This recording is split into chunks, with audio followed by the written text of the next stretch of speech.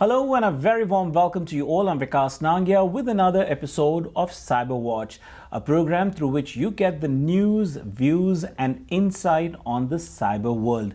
Ladies and gentlemen, our today's episode is a news analysis edition, and so today with our experts on the program, we'll discuss on the news that made headlines in March 2024.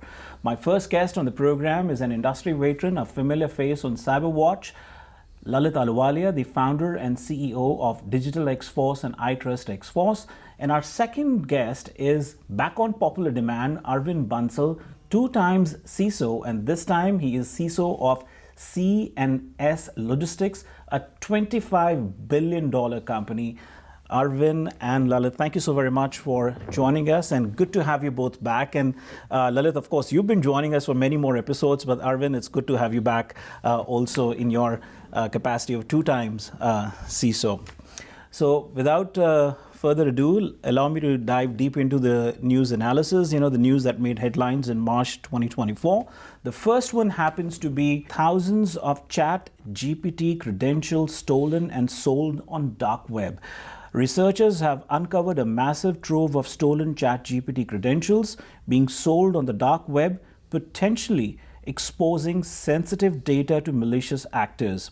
According to Group IB's High-Tech Crime Trends report, 2023-2024, at least 225,000 sets of OpenAI credentials were compromised and put up for sale last year. Lalit? So I think with all the AI buzz going around, and everyone is like very familiar with the ChatGPT, and if the audience, someone is not, please do let us know. Now that you're chatting so openly with all this pre-trained transformers and stuff, what this compromise really tells you is your activity, like the kind of data sets you're trying to process. With those credentials, like people are able to watch your activities. Where it gets more complicated, we talked in one of the episodes where most of the folks use similar credentials or same credentials across multiple places.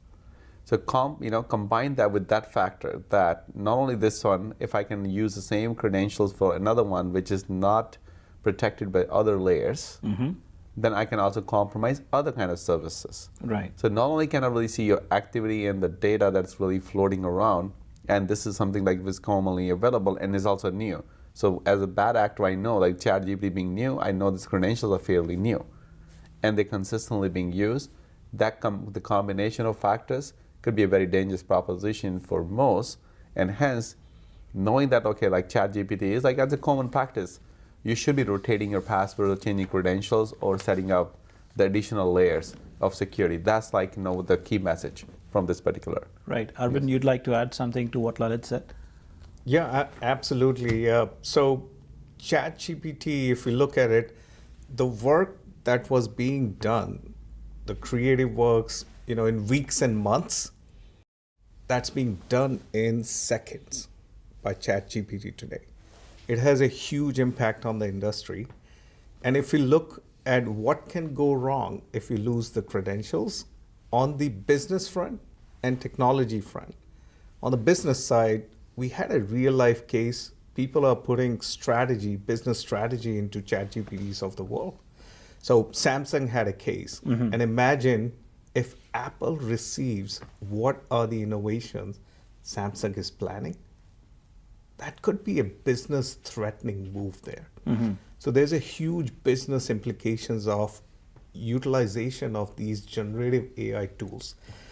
And on the employee's perspective, one is, hey, I want to use ChatGPT to generate contents, but it's also being used for the search engine Google in this world. Hey, right. Have someone talk to me in real time, like Siri, Google Pod, and all, right? So, and what do employees put in? They put in their grievances too. Hey, right. My manager is doing this. I'm facing this kind of harassment. What should I be doing? Right. So that's going to create a legal trouble for many organizations in future. And imagine if it gets out, you can stop many of internal contents to be exposed in litigations, but you can't stop these credentials stolen and the data being exposed here. In the last several weeks, the feedback that we've been getting at CyberWatch is, one is people are happy that we're not getting too technical about it. At the same time, we're not bypassing that many techies are also watching and enjoying the insight, the knowledge that you folks share on the program. But more so at community at large, we want to engage the viewers, and some of the terminologies that you use in the program, like threat actors or bad actors. Specifically, when I was reading the news headlines for ChatGPT, the headlines had a word called dark web.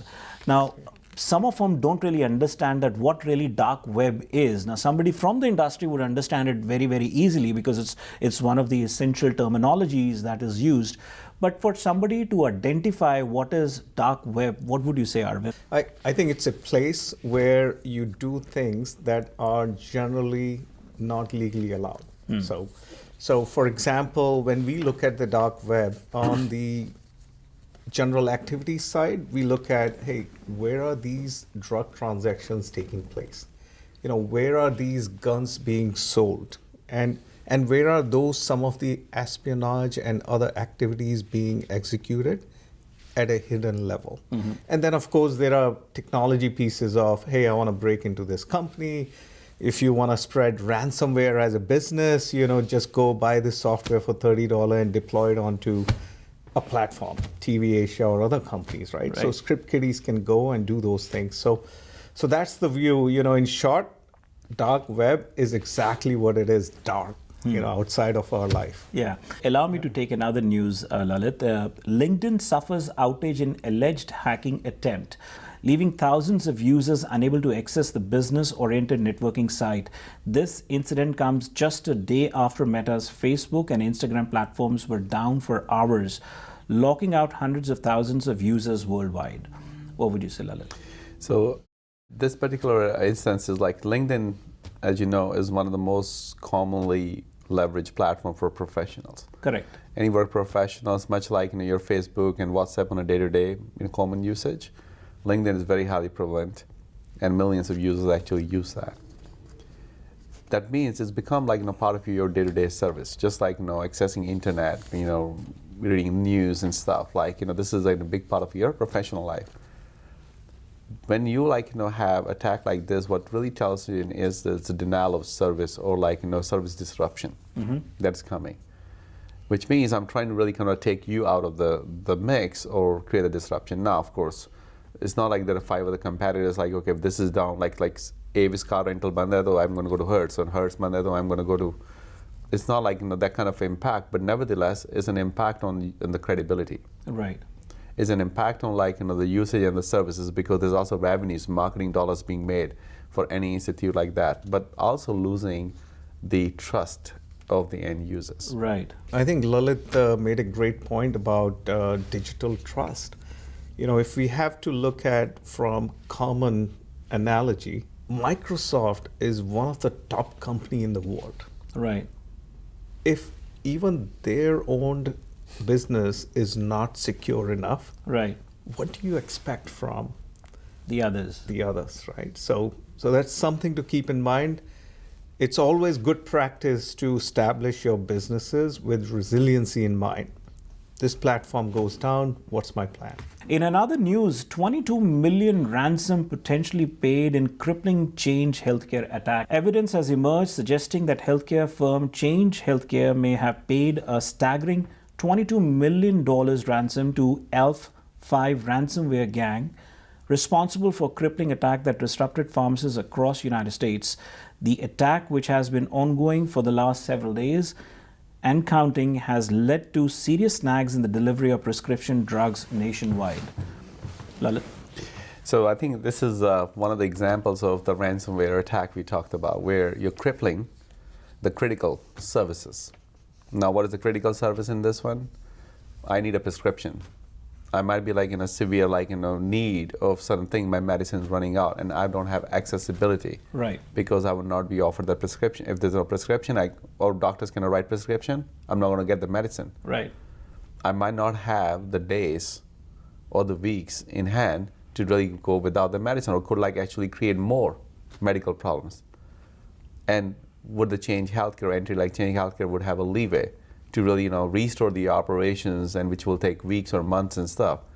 So what probably end up like compromise and stuff like that. Now this is one example that can be extrapolated to anything which is critical infrastructure, including what if my hospital systems cannot afford any more like services for next week, like COVID, when the hospitals were like to fully capacity, like what's the other people that needed critical healthcare? We were talking about critical infrastructure, like the energy and the gas, or like other things. Anything and everything that can really create a disruption like this, right, is up for like ransomware attacks, or like other financially motivated, or nations that hack these are motivated attacks. The news also further says that the affiliate pointed to a publicly visible Bitcoin transaction worth approximately $22 million, which blockchain analysis firms have linked to ALF5. So here blockchain comes in, and people are talking about Bitcoin over here. Arvind, what would you say? Yeah, it's the entire incident reminds me of one of our favorite movie that we used to watch. It's named Sholay. Right? All-time classic. हम सबकी पसंदीदा film है. So it's like Gabbar ने बसंती को पकड़ लिया है. Right. Okay, it's like I have your data, I have your system, right, and now you cannot move. Now you need a Jay and Viru to go out and free up the basanti. Right. So it's really no different than how the regular extortion schemes work. Right. Someone holds you hostage. This is not the first time, and it is one of the first few times where it is publicly available. So I think the take really here is, it's real. We need to start, as Lalit was saying, building trust Correct. into our digital systems. We need to prepare for instances like these. Right. We need to ask questions like, what are the risks to our business? What can go wrong? And how do I prevent or protect myself from them?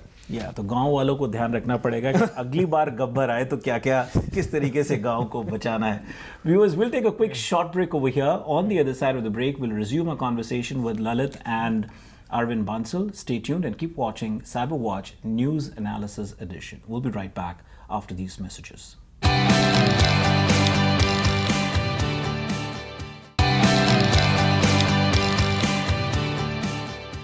Welcome back. You're watching CyberWatch. I'm Vikas Nangia, ladies and gentlemen, with our expert guests on the program, Lalit Ahluwalia and Arvind Bansul.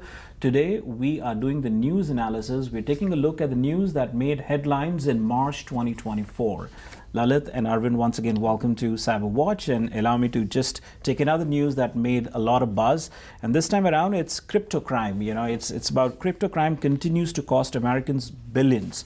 The lure of easy money through cryptocurrency continues to hook victims into fraudulent schemes at an alarming rate. According to a new report from Surfshark, Americans lost a staggering 1.56 billions to crypto fraud in the last year. Arvind, I'll start with you this time. I'll just say it amounts to 25 years in prison for Sam Blankfein. That was just announced this week. So in terms of crypto for the audiences, I would say, in the traditional world, you always check, hey, you're getting $100 bill. Is it real or not? How do you check the digital transactions and digital frauds? You have financial world where you invest a lot of money, but you make sure you have the right advisor, you're using the right brands and the names to put your life savings into that. Crypto is no different. We need to validate where we are investing, who are we trusting, and how do we make sure we get our money back or the transactions happen. So it's a human tendency to really make easy money somewhere. Sure. Gambling is one example. I see crypto, like especially with 2020 and 2021, what was going on, it became like a big thing. Like, when all of a sudden something which was sitting dormant, Bitcoin, it's 5,000, 8,000, 10,000, all of a sudden 60,000. So guess what's going on? You and I are sitting here chatting.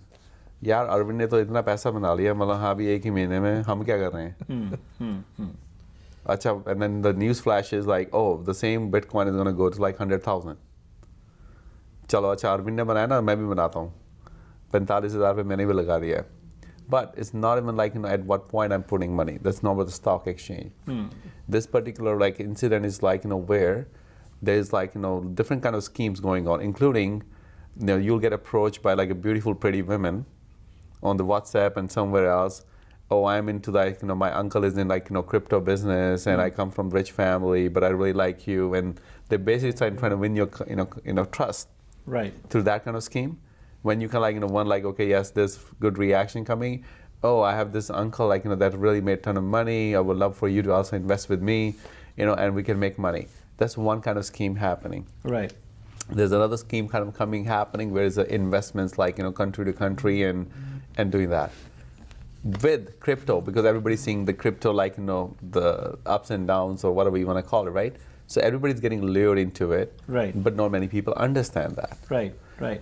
That particular scheme now in the last 3 years alone, it's what you're really seeing, is costing billions of dollars. So there are a lot of people have lost a lot of money. Right, right. In this scheme. It's all about the terminologies. They're not understanding about bitcoins, cryptocurrencies, and even NFTs, the non-fungible tokens also, people hear those terminologies, get excited, get lured, but they're not really understanding the concept behind. And this, in many ways, have, pushed a lot of illegal activities in this area as well. So from that perspective, what would you both say? Nothing in life comes easy. As you will hear from your parents or your uncles and aunts, you have to work hard for it. And if it sounds too easy and too good to be true, then it probably is. So stay away. Yeah. अपने हिंदी में बोलते हैं बड़े बुजुर्ग जो बता के गए, there is a merit to it. One of the things they always said, जो चीज़ आप समझते नहीं हो वो करनी नहीं चाहिए. समझ के जो काम करो वो मतलब फलता है. You might get lucky, just like you go to Vegas. Right. यार मेरा jackpot लग गया. I can bet you put the same money in the jackpot 100 more times, you lose the jackpot and much more. Right. Because once you got lucky doesn't mean you'll always get lucky. You always get lucky. Yeah. So don't consider like being lucky and can quantify that with just say अपना 2005 2006 में everybody was a real estate broker. Right. Because everybody's flipping like houses like every month or every 3 months and यार मैं तो सबसे बड़ा real estate broker हूँ. जब मैं financial market crash हुआ उन्हीं का पैसा कहीं पर लगा हुआ था मतलब they crashed with that. Yeah. Y2K bubble like internet bubble like वो bust हुआ. 2020 से 2022 में क्या हुआ? Everybody was a stock trader. Yeah. Everybody thought like I'm the biggest like one who understands the market and make money because everybody was doing nothing but sitting home and like flipping money. Right. On the stock trades. Right. Yeah, NFTs and like look at like the whole presidents when that come like we're talking about NFT and blockchain ये तो मतलब फिर भी technical terms हैं. Right. People don't understand ChatGPT. Correct. We talked about how many people understand what GPT is. Right. Right. They will like tell you like how the cool they sound like ChatGPT without understanding. Understand what you're really getting into is very important. Right. Also understand crypto या जो है. Most of the usage of crypto, unfortunately, like bitcoins and stuff, whenever you like see the references, ransomware mein they paid in Bitcoin. Correct. How many times have you paid your house in Bitcoin? Never. How many have you like paid any bills in Bitcoin? No way. Okay, great. And then Bitcoin, कल value उसकी 40,000 थी आज 60,000. Dollar is dollar to me. Right. Right. How come the Bitcoin is like 60,000? Is it not idiotic? Right. Somebody has to think about this is a pure gambling, and I was born and raised and like with my parents saying, बेटा gambling में तुम पैसा बना लोगे लेकिन जितना जाता है ना वो उसका मतलब तुम quantify नहीं कर सकते. True. So stay away. Right. Everybody should be educating everyone. Now, if you understand, do it because you understand either the trading or the concept. But then you're like at least going with knowledge. Right. Not भेड़ चाल में मतलब यार वो भी कर रहा है तो मैं भी करूँगा. तो ललित तुम्हारे तो पेरेंट्स अच्छे थे जिन्होंने कह दिया कि पैसा बंद तो जाता है. मेरे वालों ने तो बोला फलता ही नहीं है.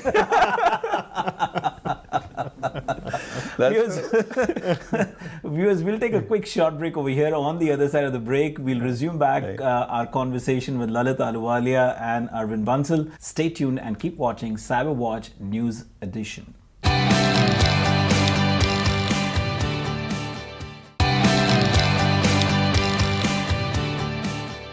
Welcome back. You're watching CyberWatch. Ladies and gentlemen, we'll continue our conversation with Lalit Ahluwalia and Arvind Bansul. In this episode, we're discussing on the news that made headlines in March 2024. Lalit and Arvind, once again, thank you so very much for joining us and sharing your knowledge and expertise with our viewers. In another news, in our third segment, which I want to take up, is third-party breach exposes 30,000 Fidelity Investments customers' data. Over 30,000 individuals have been left vulnerable after a third-party data breach involving Fidelity Investments Life Insurance Company, FILI. The incident, orchestrated through Infosys McCamish, a service provider to FILI, has raised serious concerns about the security measures in place to protect sensitive customer information. So because I think this is not unique to this particular scenario. I think this is the headline. But if you look across the board, we've been time and again emphasized no one business is operating as own business. Every business is pretty much like really integrated with multiple other suppliers and the vendors. Means they're leveraging for service. Look at Tesla, for example. Correct, it's interweaved. Tesla is not making cars just on its own. It's like have so many suppliers and vendors and stuff. And because it's also a very data-centric car, intelligent car, right? Imagine somebody's like providing the data services or navigation services. Google, Apple, like all mega enterprises. But it's not about the mega enterprises. It's even as smaller companies. They work with multiple suppliers and the vendors. Now, what that really means is because I'm relying on certain services and depending on how critical the services are, I have to give them certain level of access or exposure. Right. And if that level of access and exposure is given, that means it's not about me compromising or having not such a good cyber hygiene. If they don't have those proper cyber hygiene, guess what's going to happen? My business is going to suffer. Correct. As well. Correct. So a small छोटी लापरवाही कहीं से भी हुई, नुकसान आपका ही होगा उसमें. And hence why this has become very important now to really apply that level of rigor, not just because third parties में या vendors में क्या होता है, कई बार हम कहते हैं cheap service कहाँ से मिल रही है. Correct. Mentality जो है. Correct. कि यहाँ से मेरे को cheap में मिल रहा है, यहाँ पे cost less है, and as a business that becomes more profitable. Let me procure it from here. But what I missed the point is that वो cost अगर कुछ ऐसा हुआ मेरे साथ, it's going to be multi-fold, and that's not something that I can justify to the business. Right. So be cognizant of that. Do your homework. Hold like your vendors responsible to the same standard or higher standard of security that you want to maintain for your customers. Right. Arvind, you working for a supply chain company, so I'm sure you might have some other unique perspective, not on behalf of your company, but in general, when we talk about working with the third-party vendors and there's a data breach, what's your take on it? So because let's say we take the digital world, what we are doing in digital world, how does it translate into a common man's world, right? So every day, we go out to eat food at restaurants and other places, and we buy groceries from different places and get it. Right. So how do I know that this grocery is not coming from China? Is that ginger coming from China, which is using fake materials? Is there rice which is made out of plastic? The paneer is getting spoiled too. So if you're a shop, a restaurant serving the food, you got to know your supply chain. Correct. If you're making sweets, you got to know what is the source of your ingredients and all, right? And if you're manufacturing something, you got to know where, to Lalit's points, the suppliers are sending the components. Correct. If you're a trader, you need to know, I'm bringing in my jewelry from somewhere else. Is it getting tainted? What kind of gold am I getting? That's why people go for Tanish. It's like I'm paying more, but I know I'm getting the real thing. So it's the same concept that translates into digital world, into every business, where you have to know who are you partnering with. Right. Viewers, there are a lot of other news that made headlines in March 2024. Now, each of our episodes, the regular episodes of CyberWatch, we have a segment which we call it as CyberWatch Newsflash. look out for that. We will be sharing those news with you in that particular segment. But for now, it's time for us to wrap up today's episode. Lalit and Arvind, thank you so much for joining us in this special episode. And I want to bring to the attention of our viewers that CyberWatch is powered by DigitalXForce and iTrustXForce. If you want to write in to us, you can write us at cyberwatch@tvasiausa.com. And if you want to reach out to Lalit Ahluwalia directly, Lalit, what's the best way out? Through our websites, both digitalxforce.com or iTrustXForce.com, or through our social media channels. We're also available. Wonderful. Gentlemen, once again, thank you so very much for sharing your knowledge and expertise with our viewers. This brings us to the end of tonight's episode. Until next time, this is Vikas Nangia signing off. Thank you for joining us.